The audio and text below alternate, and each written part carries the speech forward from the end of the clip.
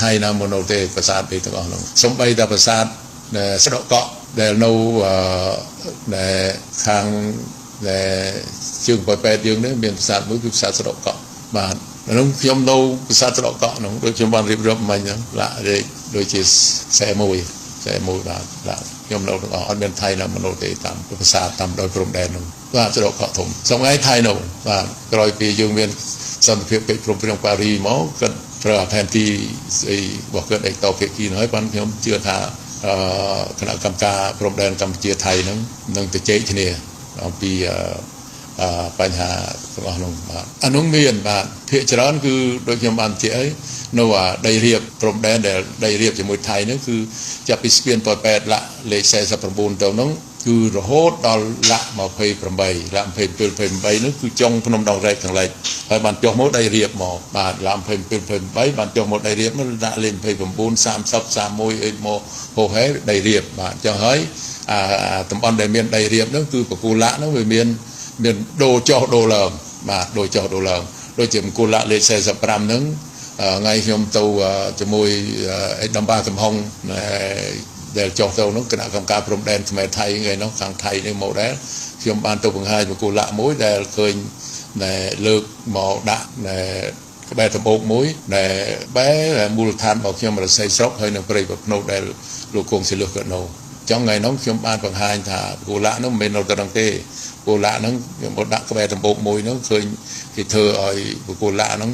ទៀតគេធ្វើថ្មីទេបើគេធ្វើឲ្យប្រឡាក់អីរបៀបបកគូលចាស់ប៉ុន្តែខ្ញុំបានដើរទៅខាងក្រោយនោះក្បែរមិត្តអូមួយដែលខ្ញុំស្គាល់នោះថយទៅក្រោយចូលក្នុងដី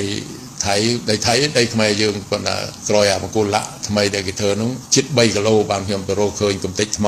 ហើយខ្ញុំឲ្យជីកមើលទៅ1ម៉ែត្រកន្លះទៅបាននៅសល់គ្រឹះទៅបានរាល់ថ្ងៃនេះដូចជាបកគូលលាក់នោះគឺបានយកទៅដាក់កន្លែងដែលខ្ញុំបានទៅបង្ហាញហើយឥឡូវនេះគូលាក់ហ្នឹងដូចជាថៃនេះមានធ្វើផ្លូវមកខាងមុខគូលាក់ហ្នឹងចាក់កស៊ូចាក់អីប៉ុន្តែគូលាក់ហ្នឹងនៅក្នុងកន្លែងក្រោយ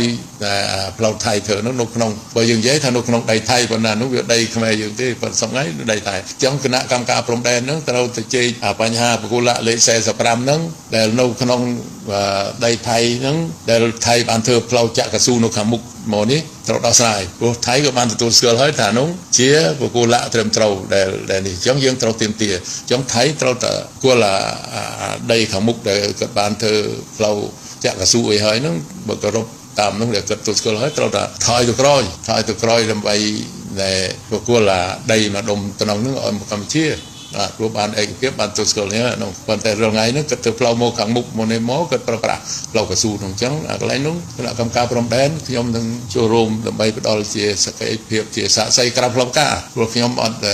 មានទៀមទាឬក៏សុំធ្វើអីជាផ្លូវការនៅក្នុងគណៈកម្មការរបស់រាជរដ្ឋាភិបាលទេអ្វីដែលខ្ញុំខំរៀបចំធ្វើដើម្បីមានជាឯកសារមានជាព្រឹត្តិតាំងសាក្សីគឺសម្រាប់ផ្ដល់ជូនគណៈកម្មការព្រំដែន